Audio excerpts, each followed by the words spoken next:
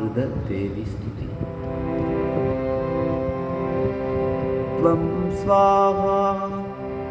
त्वं सदा त्वं हि वषट्कार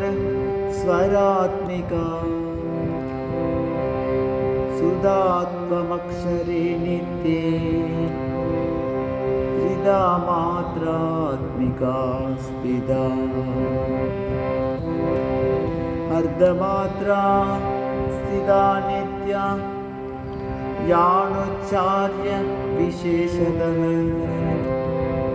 त्वमेव सात्वं सावित्री त्वं देव जननी परा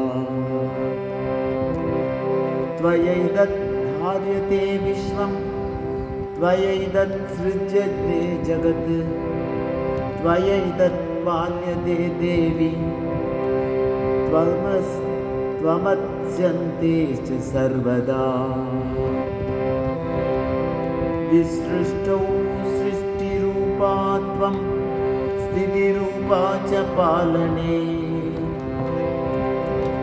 तदा संहृतिरूपान्ते जगदोऽस्य जगन्मये महाविद्या महामाया महामेधा महास्मृति महामोहा च भवति महादेवी महासुरी प्रकृतिस्त्वं हि सर्वस्य गुणत्रयविभाविनी कालरात्रि महारात्रि मोहरात्रिश्च दारुण मोहरात्रिश्च दारुणा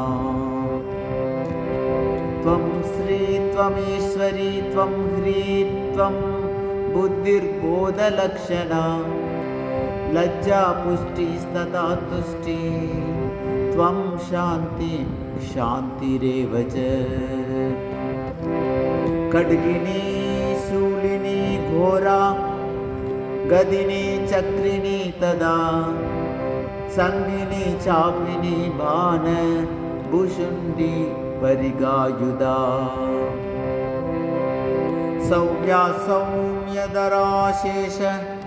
सौम्येभ्यस्वतिसुन्दरी परापराणां परमा त्वमेव परमेश्वरी यश्च किञ्चित् क्वचित् वस्तु सदसत्त्वाखिलात्मिके तस्य सर्वस्य या शक्ति सा त्वं किं स्तूयसे मया यया त्वया जगत्स्रष्टा जगत्पादात्तियो जगत् शोभिनिद्रावशं नीत कस्त्वां स्तोतुमिहीश्वरः विष्णुशरीरग्रहणम् अहमीशानमेव च कारिदास्ति यतो तस्त्वां कस्तोतुं शक्तिमान् भवेत् सात्वमित्तं प्रभावै स्वै उदारै देवी संस्तुता मोहयैदौ दुरादर्शौ असुरौ मधुकैटभौ